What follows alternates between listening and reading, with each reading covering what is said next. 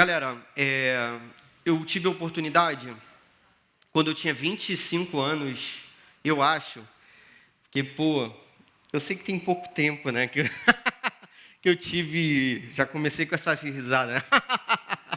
Eu tenho pouco tempo que eu fiz 25 anos, mas já até esqueci se era 25 mesmo, mas eu acho, calculando aqui rápido, eu acho que sim. Quando eu tinha 25 anos, eu fui trabalhar em alguns presídios dando aula de português, assim, era um pré-vestibular que a gente fazia dentro dos presídios. E aí, na época, eu nem dava aula de redação, dava aula de português mesmo, né, para essa galera. E aí, num presídio especificamente, eu trabalhei num presídio chamado Esmeraldino Bandeira, era um presídio masculino, trabalhei em presídios femininos também. Mas esse presídio me chamou a atenção porque eu peguei uma turma formada por angolanos. Então, eram angolanos que estavam presos no Brasil por tráfico de drogas. E eles... Aí, todo mundo preso por tráfico internacional, o que é, assim, teoricamente mais grave. E eles estavam aqui no Brasil, né, dentro do sistema prisional, e aí resolveram fazer aula nesse projeto que a gente fazia lá, né, dentro dos presídios. E aí, eu tive um prazer, assim, de ter uma turma de angolanos. E foi muito maneiro, porque eu não conhecia nada, assim, da cultura africana, muito pouco, né, o que a gente conhece da nossa própria cultura, né, que tem muita influência da cultura africana também. Mas, assim, dizer que eu conhecia alguma coisa da cultura africana, não conhecia muito. Eu até, na faculdade, tinha matérias que falavam de literatura africana, só que não eram obrigatórias para mim. Então, tipo assim, não fiz... Eu gostava de filosofia e de outras coisas, mas beleza. Aí, foquei nas coisas lá que eu curtia. Mas aí, quando eu conheci essa galera angolana, eu fiquei encantado com a cultura desse pessoal, entendeu? Eles me tratavam de um jeito que os brasileiros não me tratavam, nem fora do sistema prisional, incrivelmente. Eles eram muito educados mesmo, isso me espantou. Tinha um angolano muito grande, muito forte, chamado Matusalém. Todos eles tinham nomes bíblicos, era engraçado também. Então, era João, José. Tinha um que se chamava João José. Era o nome dele, tipo assim, vamos botar a Bíblia mesmo, né? João José. E eu dei aula para um cara chamado Matusalém. É um nome que a gente não vê em ninguém, né? Mas, tinha esse cara Matusalém. O cara era um gigante, assim, muito forte, muito grande. E o Matusalém era um dos mais educados de todos, assim, né? Porque quando você chega no sistema prisional, um lugar novo, aí você fica meio assim, né? Com medo, vou dar aula, né, para a galera que cometeu crimes e tal. Eu cheguei, confesso, com um pouquinho só de medo. Um pouquinho só de medo. E, você vê um cara daquele tamanho assim, e aí você fica assim, caramba, né? Como é que essa galera vai me receber? E, poxa, eles me recebiam assim com tanto respeito e com tanto carinho, eu fiquei espantado. Eles me tratavam como se eu fosse um pai para eles. Eu tinha 25 anos e, às vezes, Matusalém tinha 30 e o João José era o líder dos angolanos lá no presídio, cada um tinha seu líder. O João José era um pequenininho, menor do que eu, era o líder dos angolanos. E o Matusalém, grandão lá, respeitava o João José e me respeitava também. E eu ficava encantado, assim, por essa cultura de respeito que eles demonstraram para mim e, que eu não conhecia. Infelizmente, dando aula para a galera nossa, né? Quando a gente conhece uma cultura assim, a gente é desafiado como cristão. Primeiro, assim, porque, a gente vai conhecer visões de mundo que são diferentes da nossa, mas, ao mesmo tempo, a gente precisa tentar mostrar a nossa visão de mundo também para essa galera, de modo respeitoso. Então, a parada é a seguinte, você está no ambiente que você vive, sei lá qual é o ambiente que você viva. Escola, online, não sei, já voltou? Teoricamente, mais ou menos. Então, a gente está nesse ambiente meio híbrido, assim, meio estranho. E aí, a gente carrega uma visão de mundo, a gente carrega um conhecimento, e a gente tem que trocar ideia com uma galera e conviver com uma galera que pensa diferente da gente. O caminho nosso é, obviamente, não ser uma pessoa irritante, né? Nem uma pessoa desrespeitosa, pelo contrário, né? O mais amoroso que você puder ser, carinhoso, cuidadoso, respeitoso, educado, educada, cuidadosa, carinhosa, respeitosa, Pô, seria legal, beleza? Mas seria legal também que, como cristão, você tentasse mostrar assim, pô, por que a gente pensa diferente, como que a gente pensa diferente. O texto que a gente vai ler, que é Atos 17, é o seguinte: a igreja começa a anunciar, a falar sobre o que aconteceu com Jesus Cristo. E aí a igreja tem que anunciar uma mensagem nova, diferentemente da gente. A gente anuncia uma mensagem velha, beleza? Só que a galera não entende a mensagem na verdade. Então, na verdade, o pessoal acha que a nossa mensagem é velha, mas a nossa mensagem é nova. São boas novas, na verdade. Por quê? Porque o pessoal não sabe o que é o evangelho. Eles acham que sabe. Isso é um problema. E aí Paulo começa a pregar. Primeiro Pedro começa a pregar para uma galera, que era a galera do seu próprio povo. Depois Pedro prega para um cara diferente lá, chamado Cornélio, um cara militar. Depois Paulo começa a sair e a pregar para o pessoal todo que ele vê pela frente assim. E ele vai meio que de modo estratégico em algumas cidades, nas cidades grandes do mundo antigo, pregando o evangelho. A gente vai ver como é que Paulo fez. Então, o que eu quero que você entenda? Pô, o desafio que Paulo teve é o desafio que a gente tem, de levar uma mensagem nova.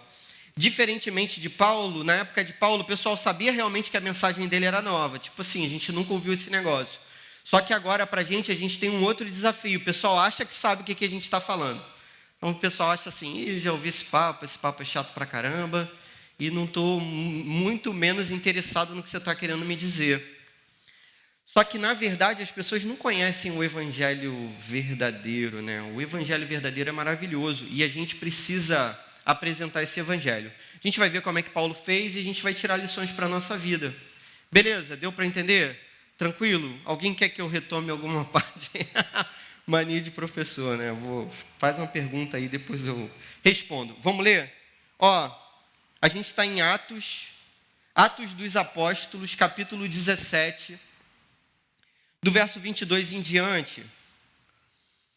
Diz o texto assim: Então Paulo levantou-se na reunião do Areópago e disse: Atenienses, vejo que em todos os aspectos vocês são muito religiosos, pois andando pela cidade, observei cuidadosamente seus objetos de culto e encontrei até um altar com esta inscrição: ao Deus desconhecido. Ora, o que vocês adoram, apesar de não conhecerem, eu lhes anuncio. O Deus que fez o mundo e tudo que nele há é o Senhor dos céus e da terra, e não habita em santuários feitos por mãos humanas. Ele não é servido por mãos de homens como se necessitasse de algo, porque ele mesmo dá a todos a vida, o fôlego e as demais coisas. De um só fez ele todos os povos para que povoassem toda a terra, tendo determinado os tempos anteriormente estabelecidos e os lugares exatos em que deveriam habitar. Deus fez isso para que os homens o buscassem e talvez, tateando, pudessem encontrá-lo, embora não esteja longe de cada um de nós. Pois nele vivemos, nos movemos e existimos. Como disseram alguns dos poetas de vocês, também somos descendência dele. Assim, visto que somos descendência de Deus, não devemos pensar que a divindade é semelhante a uma escultura de ouro, pedra, prata ou pedra, feita pela arte e imaginação do homem. No passado, Deus não levou em conta essa ignorância, mas agora ordena que todos, em todo lugar, se arrependam, pois estabeleceu um dia em que há de julgar o mundo com justiça, por meio do homem que designou, e deu provas disso a todos, ressuscitando-o dentre os mortos. Quando ouviram sobre a ressurreição dos mortos, alguns deles zombaram e outros disseram: a esse respeito nós o ouviremos outra vez. Com isso, Paulo retirou-se do meio deles. Alguns homens juntaram-se a ele e creram. Entre eles estava Dionísio, membro do Areópago, e também uma mulher chamada Dâmaris, e outros com eles. Amém. Sei que o texto é um pouquinho grande, vou tentar explicar rapidinho assim, e a gente já vai partir para as aplicações. Tipo assim, o que Deus espera que a gente faça, né, mediante a leitura desse texto. O que você tem que entender? Paulo chega numa cidade, que é uma cidade grega. Beleza, Paulo chega em Atenas. Você sabe o que é Atenas? Eu estudei, sonhei com Atenas a vida toda, nunca fui à Grécia. Meu sonho é ir à Grécia um dia, a Israel também, se possível, né, a Jerusalém. Mas assim, sempre sonhei em ir à Grécia, porque eu estudei sobre e vi 1000 imagens da Acrópolis e tal, e os templos gregos. Eu sempre me interessei pela cultura grega. Nunca fui. Se alguém aqui foi, nem levanta a mão que eu vou ficar com raiva de você. Não, estou brincando. Estou brincando. Cara, Paulo chega na cidade mais importante culturalmente do mundo antigo.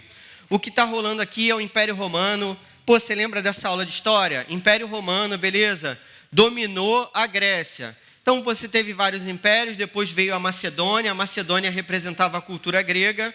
Alexandre o Grande, já ouviu falar? Filipe da Macedônia, pai de Alexandre o Grande. Aristóteles foi professor de Alexandre o Grande, beleza? Foi tutor dele. Então, esses caras vieram com a cultura grega e dominaram o mundo antigo. Até que vem, né, o Império Romano e arrebenta todo mundo e, toma conta de tudo. E pela força, Roma domina. Mas todos os historiadores vão dizer que Roma, na verdade, é dominada pelos gregos. Então, os gregos dominam o pensamento. Roma domina as estradas, domina a riqueza, Roma tem armas, mas os gregos têm uma visão de mundo que dominou esse mundo antigo aqui. Então, Paulo vai para a cidade assim, é como se fosse, num contexto assim, bem difícil de correlacionar, forçando talvez uma barra, mas sei lá, pensa numa universidade do Brasil assim, que seja muito maneira assim, UF. Porque eu estudei na UF, não, estou brincando. Mas num ranking assim, né, de universidades, a gente vê que a USP, por exemplo, pode ser? USP. Então é como se Paulo fosse para a USP, entendeu? Paulo vai para o centro do pensamento do mundo, assim, centro do pensamento do Brasil. Eu sei que a USP não é o centro do pensamento do mundo, mas, do Brasil, tentando trazer para a gente. Mas, sei lá, né, para o mundo, então, Paulo foi... Todo mundo... Vocês já viram que tem uma galera que bota no currículo que fez uma opção de coisa que não fez nada, né? Vocês viram isso aí direto. Alguém viu isso? Não, existe um currículo chamado currículo Lattes. Você faz pesquisa, sei lá o que, coloca tudo lá. E tem uma galera que inventa. Então, a maior galera inventou. Teve um cara que queria ser ministro da educação, inventou, que fez negócio também, e plagiou, e sei lá o que. A galera fala que estudou em Oxford, não é isso? Tem a galera de Oxford, e a galera de Cambridge. Então, assim, pensa, Paulo vai para um lugar assim, Oxford, Cambridge, algo muito representativo, assim, para a cultura. Paulo vai para Atenas, cara. Sabe o que é isso? O lugar onde Sócrates, né, foi condenado, é onde Paulo está. O Areópago. O Areópago é o seguinte, é um monte assim, em forma de concha. Esses formatos de concha vieram dos gregos, por causa da questão acústica. Anfiteatro, já ouviram falar nesse negócio? Então, os gregos inventaram essa acústica, em que você consegue falar mesmo sem microfone, sem ouvido e tal. Então, Paulo vai para esse lugar onde as pessoas mais ilustres da Grécia, os filósofos, se reúnem, beleza, para discutir ideias. Paulo está nesse lugar. Só que Paulo, quando chega naquela cidade, o que ele faz? Assim como ele começa a tentar reparar. Quando eu conheci os angolanos, eu comecei a tentar reparar assim, o que tem de diferente entre eles e mim, beleza? E o que tem, de próximo também entre a gente?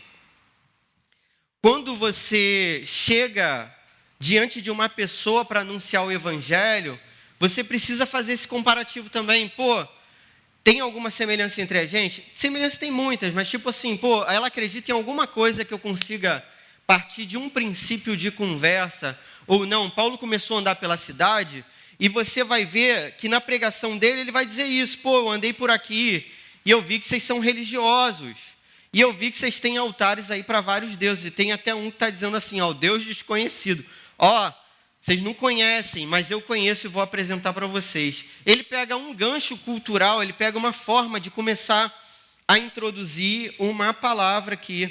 Então, o que eu quero que você entenda? Paulo está sempre assim, prestando atenção na cultura e tentando avaliar a cultura sob a ótica do cristianismo, olhando como cristão.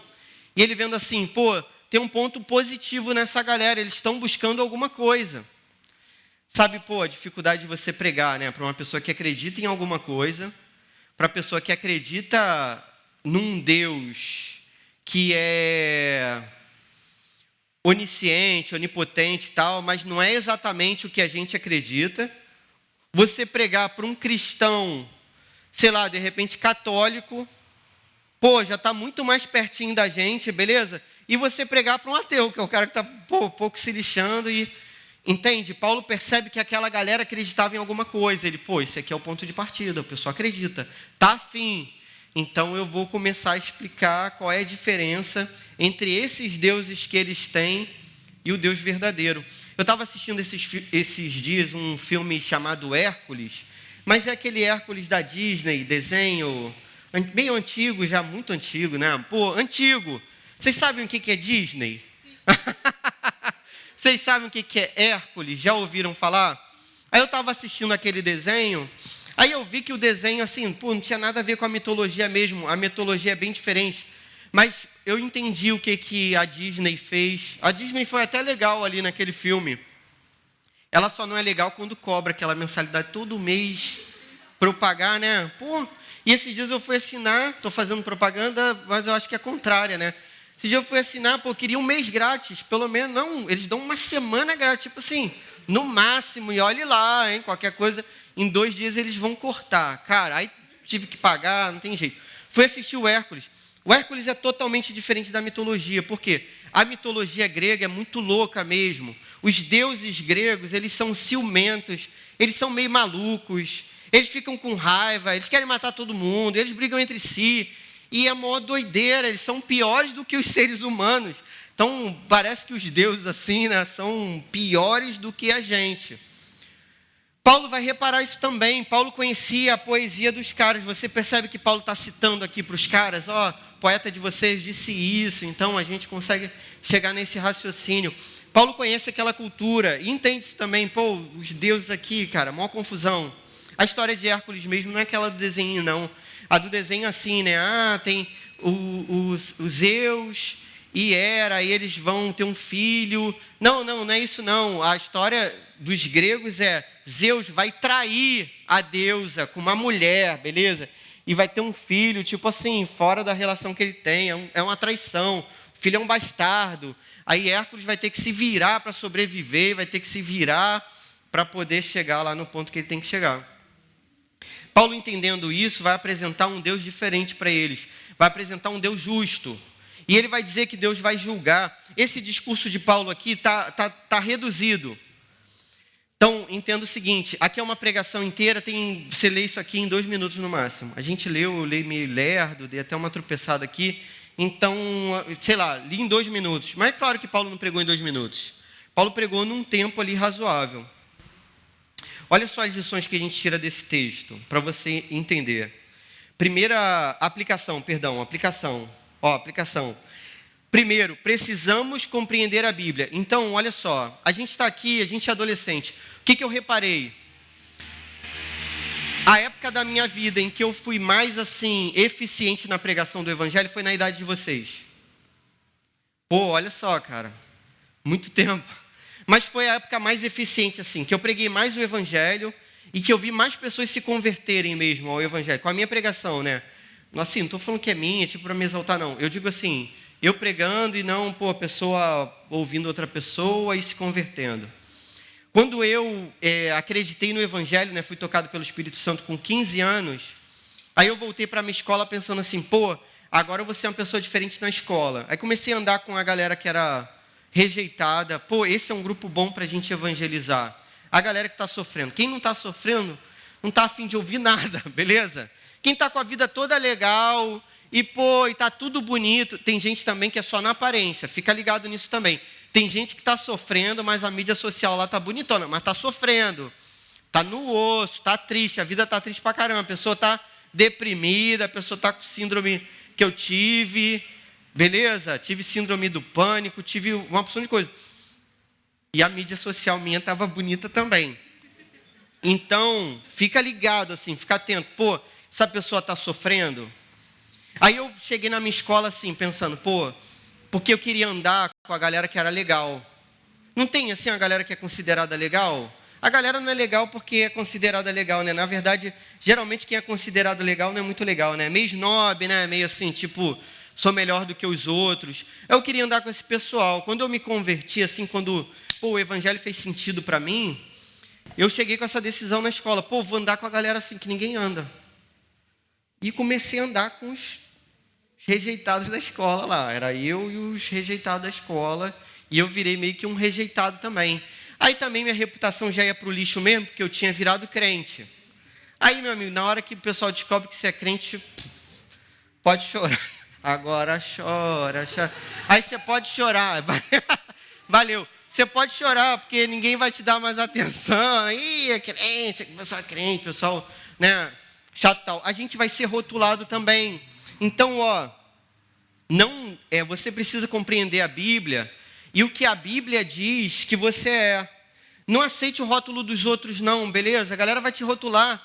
Pô, fica tranquilo. Paulo foi chamado aqui, no verso 18, de tagarela.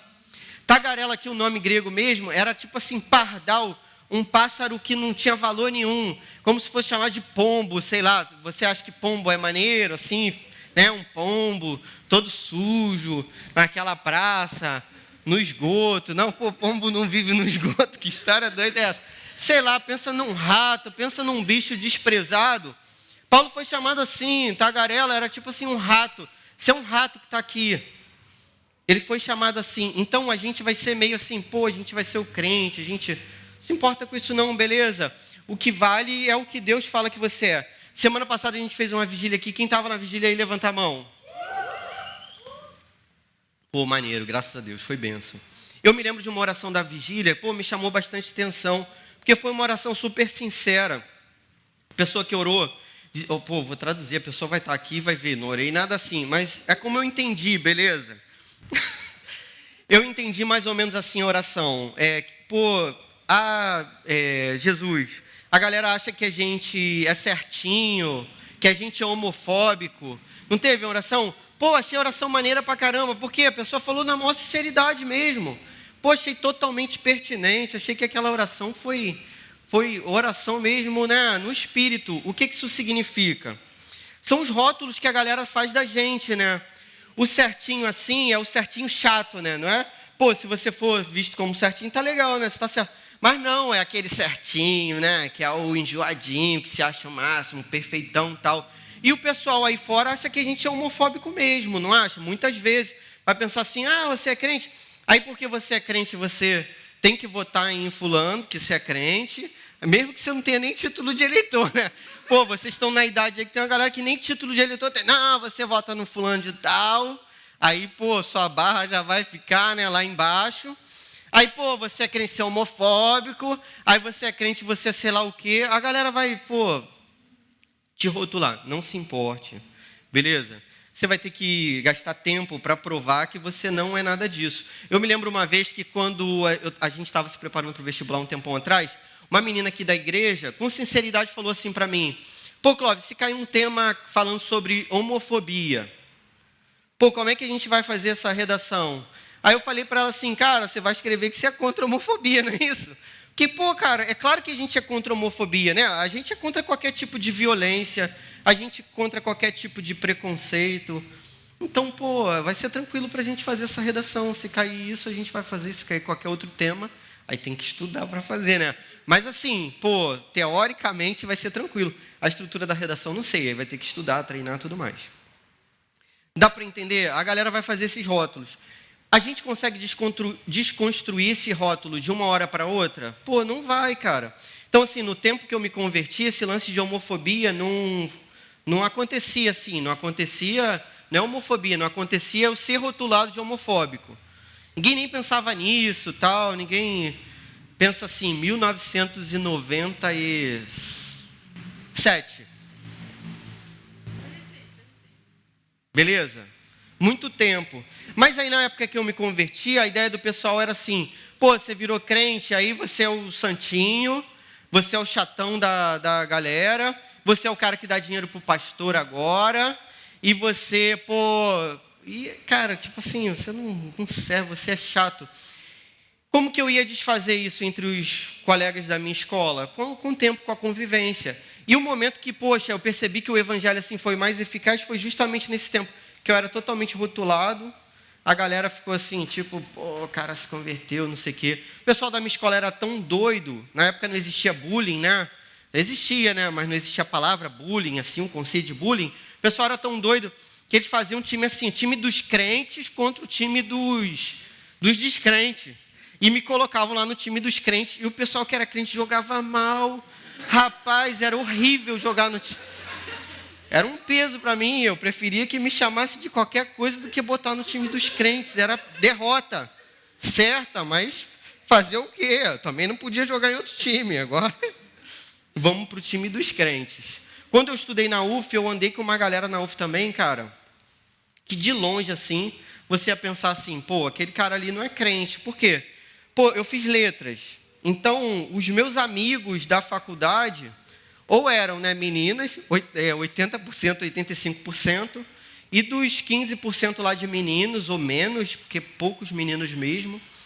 Mas nas letras, assim, era a galera que se interessava pela galera do mesmo sexo. E eu andava com esse pessoal, eram meus amigos da faculdade, e sentava no bandejão com eles, comia com eles e tal.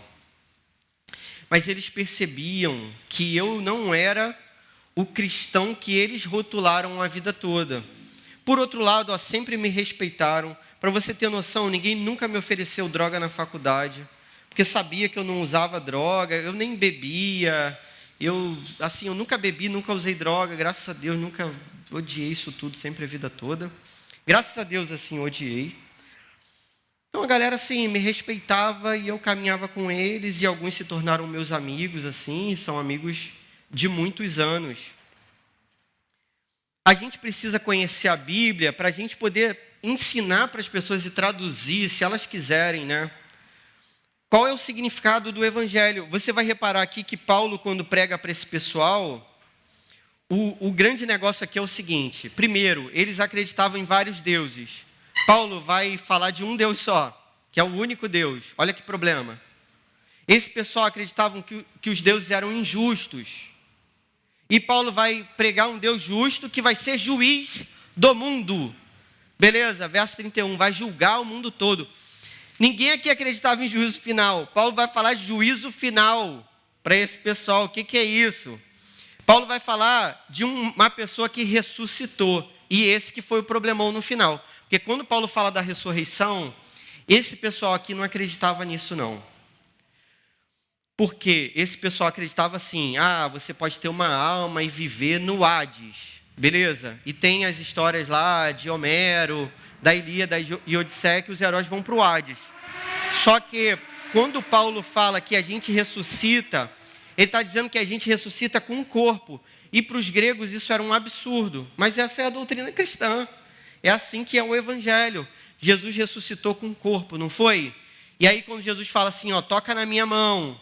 E aí, a mão de Jesus está lá, com a ferida. E olha o lado de Jesus cortado. Jesus come peixe na frente deles, para eles entenderem que Jesus ressuscitou com aquele corpo ali. Beleza? Paulo está pregando o Evangelho para essa galera. A gente vai ver também aqui, o que a gente está querendo fazer? Que vocês entendam o que é levar a mensagem do Evangelho. Então, o que é a mensagem do Evangelho? Você entender qual é o conteúdo dessa palavra aqui, para você poder traduzir isso para alguém. Se você não entende o que significa o Evangelho, você não tem como explicar. Quer aprender a explicar para alguém? Treina. Beleza? Treina com quem? Com o seu amigo aí, da igreja primeiro, para não passar vergonha. Aí depois você vai para a prática real. Mas, eu brinquei assim de passar vergonha. Se você tentar anunciar o Evangelho e também não der certo, assim, dentro daquilo que a gente acha que seja dar certo, paciência, meu amigo. O que acontece? Nada, a gente não perde nada. Né? O não a gente já levou, não é? Aquela lição de vida que a gente sempre tem. Então, o que a gente tem que fazer? Tentar traduzir e tentar traduzir de novo. Você vai ver duas estratégias aqui no livro dos Atos. Você vai ver que tem aquela pregação assim, que é essa pública. Paulo está no Areópago, falando com os filósofos assim para todo mundo. Só que tem aquela pregação individualizada. A pregação do evangelho é assim, ó, a gente traz nosso amigo de oração para cá e eu estou pregando. Algumas coisas fazem sentido, outras não fazem, a maioria não faz, não sei. Só que aí, qual é o seu papel agora? Explicar aquilo que não fez sentido. Aí você vai explicar no particular. Então, a Luísa e a amiga que a Luísa trouxe, e ela vai trocar essa ideia e tal. Quando eu estava na escola, eu percebi isso, e foi legal demais, que eu conseguia traduzir o que a Bíblia estava dizendo. Eu comecei a ler a Bíblia, assim, com muita vontade, e tudo começou a se esclarecer para mim, e eu pensei assim, se isso é claro para mim agora, eu consigo explicar para alguém. E eu peguei 2 pessoas lá como cobaia, na verdade, eu chamei uma pessoa que chamou outra, que chamou outra. E aí eu falei assim, vamos fazer o seguinte, vocês estão a fim de ler a Bíblia comigo? A gente senta e lê a Bíblia, e aí a gente troca uma ideia sobre a Bíblia. Aí o pessoal, beleza. Só que eu me preparava antes, né? Obviamente, eles chegavam de improviso lá. E, vamos ler essa parte aqui. Aí começava a ler. E aí, o que você... isso. Então, quando está dizendo isso, volta para cá. Aí o pessoal assim, interessante, hein? Aí, semana que vem, mesma coisa. E a gente sentava junto, e a gente lia, e eu tentava explicar. Tinha coisas que eles perguntavam também que eu não sabia explicar, mas eu tentava. Mas aí tinha coisa assim, isso eu não sei, vou ver depois, tal, mas vamos continuar lendo. E a gente continuava aí nessa pressão da leitura. Segunda aplicação, a gente tem que entender as pessoas para quem a gente prega o evangelho. Então, você está pregando para quem? Você está pregando para uma pessoa que acredita em Jesus, mas acredita que, santos podem fazer uma mediação entre a gente e Deus, e, é isso? Ou não, você está pregando para uma pessoa que é budista e que acredita num Deus impessoal e que tudo é Deus e a natureza e sei lá o quê. Você está pregando para uma pessoa que, não acredita em nada, que é ateu tal. Entende? Você tem que tentar olhar para essa cultura. Vocês estão inseridos na cultura, vocês têm mais facilidade do que Paulo. Paulo veio de fora, então Paulo precisou ficar observando, mas é assim que você tem que fazer também na sua escola. Quem é seu amigo? Você está orando por quem? Você tem que orar também para esse negócio dar certo. Você está orando por quem? Você tem que entender essa pessoa. Quando que essa pessoa sofre? Por que essa pessoa chora? Qual o problema dessa pessoa? Como que Deus pode ajudar essa pessoa? O que pode fazer sentido no evangelho para ela? A gente vai começar com o que faz sentido ou com o que não faz sentido? É claro que a gente vai começar com o que faz sentido. Existe algum ponto de contato que eu possa explicar? Essa galera da minha escola eram católicos. Mas era católico assim, zoado. Tem uma galera que é católica também firme. Mas era um católico zoado assim. Tipo assim, sabe? Sou católico e tal. Aí estava até indo tal, mas estava com a vida bem zoada. Aí eu, então vamos ler a Bíblia. Vocês acreditam na Bíblia, não acreditam? Sim. Então, vamos ler. Sei lá por que motivo, Deus colocou no coração deles que eles iam ler a Bíblia comigo. E a gente começou a ler. Aí, dessa que chamou a outra, que chamou o outro, a gente formou um grupo, começou a ler. Aí, dos 3 que leram comigo, 2 se converteram, assim, acreditaram em Jesus, foram tocados. Que maneiro. Um não. Mas, sei lá, e se no futuro ele vier acreditar, eu nunca mais tive contato depois, tal. Entende? A gente tem que tentar se aproximar das pessoas e não fugir de medo. É muito mais fácil quando a gente é crente, fugir de medo, não é? Não vou me meter nessa discussão. A gente não está aqui para ganhar nada, nem para ficar discutindo também não, falar na moral. Tenta pedir domínio próprio para Deus, beleza? Porque tem hora que a gente esquenta a cabeça, né? Mas, tenta não esquentar a sua cabeça. Cara, seja tão paciente, vai ser difícil, né? Mas tente ser tão paciente quanto Jesus foi com você, né?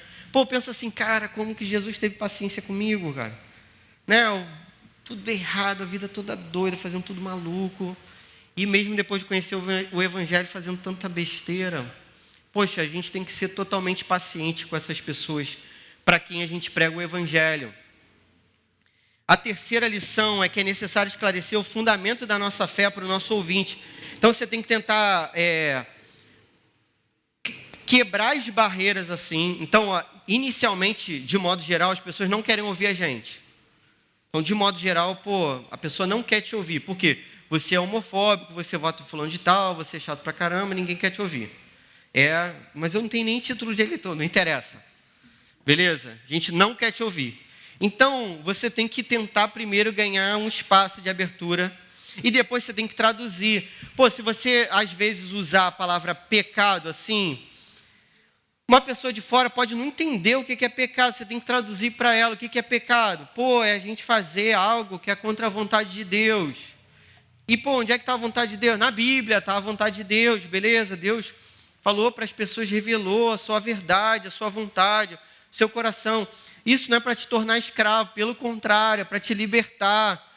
Né? Deus deu a lei dele para pessoas que ele libertou do cativeiro, da escravidão, do mal, do inferno e tudo mais. O que é inferno? Você vai ter que traduzir para essa pessoa. E aí você vai ter que tentar mostrar para ela de modo que ela compreenda. Na linguagem de vocês, da forma de vocês, na linguagem que seja mais próxima. Aí eu me lembro que na faculdade, um amigo meu se batizou, depois se afastou. Eu preguei para um cara na faculdade também. O cara que queria pregar para mim, na verdade, o cara era espírita, kardecista. Aí ele, queria que eu lesse lá o Evangelho segundo Allan Kardec. E ele me deu e fez uma dedicatória e tal. Beleza. Ele colocou comigo para estudar o lance de grego. Aí eu pensei assim, Rafael, o nome dele, nome dele. Aí eu pensei assim, beleza, já que está aqui, né, e ele está puxando o assunto, é ele que está puxando. Não sou eu o chato da vez, é ele. Beleza, vamos trocar essa ideia. Aí a gente começou a estudar grego e trocar a ideia lá sobre o que seja Deus e o Evangelho, a visão dele. Ele falava pra caramba, eu falava um pouco da minha e tal. No final, cara, ele percebeu que o cristianismo era muito mais inteligível, assim, muito mais coerente. Beleza? Muito mais coerente, muito mais claro do que qualquer outra vertente, do que qualquer outra doutrina, do que o kardecismo, por exemplo. Esse amigo meu, Rafael, conseguiu compreender isso. E foi maneiro, ele estava fazendo história, depois foi fazer outra coisa da vida. A gente tem que tentar traduzir para essa galera. Essa mensagem é estranha, as pessoas não entendem que elas cometeram erros durante a vida delas. Elas não entendem que elas ofenderam a Deus. Ninguém vai entender que seja idólatra porque, acendeu uma vela ou tem uma imagem lá. Eu converso com uma amiga que é católica. De vez em quando eu mando uma mensagem para ela. Ela critica a minha mensagem, manda de volta. Aí eu converso com uma amiga que é católica. Uma pessoa que trabalhava numa farmácia lá, no centro de São Gonçalo. Cara, desculpa, aqui derramou aqui, eu tenho que jogar no chão para não molhar minha Bíblia. Aí, ela não consegue entender que o fato dela se ajoelhar diante de uma estátua, que aquilo ali é idolatria. Ela não consegue entender. Não entra na cabeça dela de jeito nenhum. Eu digo, mas a Bíblia diz que a gente não pode fazer isso, não pode fazer imagem, não pode se ajoelhar, não pode... Não, mas eu não estou fazendo, porque eu estou... Aquilo ali é só para eu lembrar de uma coisa, eu sei que aquilo ali não é nada, eu sei que... Então, sabe, a gente tem que estar orando, é Deus que vai fazer essa obra, mas a gente vai tentar traduzir para essas pessoas o significado. E, por fim,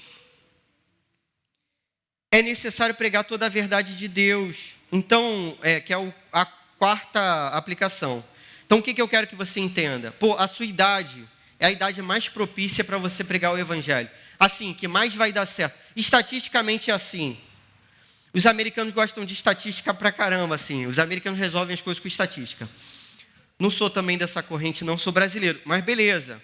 Estatisticamente, a idade que a gente se converte é a idade de vocês. Eu me converti com 15 anos, e se você fizer uma pesquisa aqui na igreja, a maioria, é muito difícil uma pessoa já adulta se converter, é muito mais difícil. É difícil para todo mundo, é impossível na verdade. Aí os discípulos falam, Jesus, então quem vai entrar no reino de Deus? É impossível para os homens, mas é possível para Deus, beleza? Então, se você está levando o evangelho para os seus pais, é possível. Eu levei o evangelho para minha mãe, minha mãe já, sei lá com quantos anos. Eu não sei mesmo.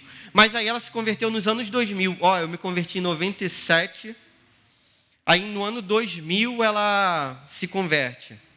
Passa por uma crise lá, num dia, né, difícil lá da vida, a gente prega para ela, e a gente falou do evangelho, e ela simplesmente creu, e hoje crê até hoje e tal. Beleza.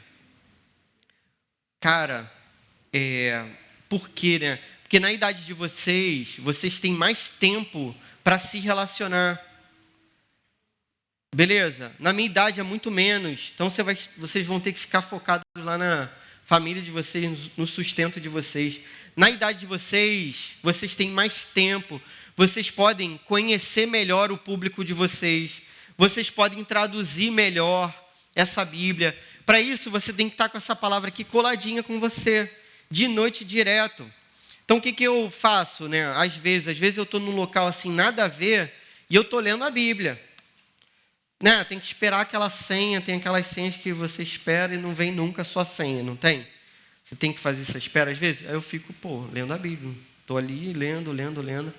Para quê? Para esse negócio estar tão dentro do meu coração que eu possa falar para todo momento, assim, para quem precise. Beleza? Aproveite a oportunidade para pregar o evangelho para as pessoas que estão perto de você. Esse modo público não tem tanto alcance quanto o modo particular, que é você com seu amigo explicando para as necessidades aí do seu amigo e para sua amiga. Só que quando a gente prega o evangelho, a gente não tem como fugir de todo o evangelho. O que Jesus diz? Ensinando-os a guardar tudo que eu ensinei. Foi o que a gente viu semana passada. Se alguém viu, lembra da semana passada. Ensinando a guardar tudo que eu ensinei. Então, assim, ao mesmo tempo que a gente não é homofóbico, a gente vai mostrar para as pessoas qual é a posição da palavra de Deus para a nossa sexualidade. E a gente vai ter que mostrar em todos os sentidos. Então, tanto no relacionamento heterossexual, quanto na questão da homoafetividade, a gente vai ter que explicar qual é a visão de Deus. E por que Deus tem o direito de explicar? Porque foi Ele que criou todas as coisas, como o Paulo está pregando aqui para os caras. Cara, foi Deus que criou tudo. A gente não tem como dar nada para Ele. A gente não tem como dar uma prata, fazer uma estátua. Poxa, é o Deus do universo, que vai julgar o mundo todo. E Deus quer o melhor para a gente. Deus quer o melhor para a gente. Beleza? Amém? E Deus quer o melhor para essas pessoas também, para as quais a gente está pregando o Evangelho. E a gente vai falar isso com todo cuidado, com todo carinho. Vamos orar então? Que Deus, deu o necessário para a gente cumprir essa missão. Senhor, a gente quer aproveitar a oportunidade que o Senhor dá para a gente, sobretudo para os adolescentes, de pregarem o Teu Evangelho, do modo mais amável, do modo mais carinhoso, enfrentando todo tipo de rótulo. Em nome de Jesus, que o Senhor não permita que eles se importem com isso a ponto de se calarem, mas que, pelo contrário, que eles possam tomar isso como um ânimo, te glorificar, perceber que eles podem ser também perseguidos pela Tua vontade, Pai. Isso é bom, a gente deve se alegrar nesses momentos. Pai, faz com que a gente entenda o Evangelho para que a gente traduza para essas pessoas. Faz com que a gente se aproxime muito, Pai, a ponto da gente poder ser ouvido, mesmo diante de tantos rótulos e tantas barreiras que são impostas ao Teu Evangelho. Por favor, Senhor, toca nesses corações, Pai, faz esse milagre. A gente vai fazer a nossa parte que é mínima, faz a Tua parte que a gente não pode fazer, Senhor. Em nome de Jesus, toca nos corações e usa a nossa vida para que mais e mais pessoas sejam libertas de toda a maldade, de toda a idolatria, de todo o pecado, de toda a sexualidade pervertida, de todo o mal, Senhor. Em nome de Jesus, de toda mentira, de toda falsidade, de toda violência, que essas pessoas possam chegar a Ti, seladas e lavadas pelo sangue do Teu Filho, o Cordeiro Santo de Deus, que tira os pecados do mundo. Que seja assim pelo Teu Santo Espírito, em nome de Jesus, amém.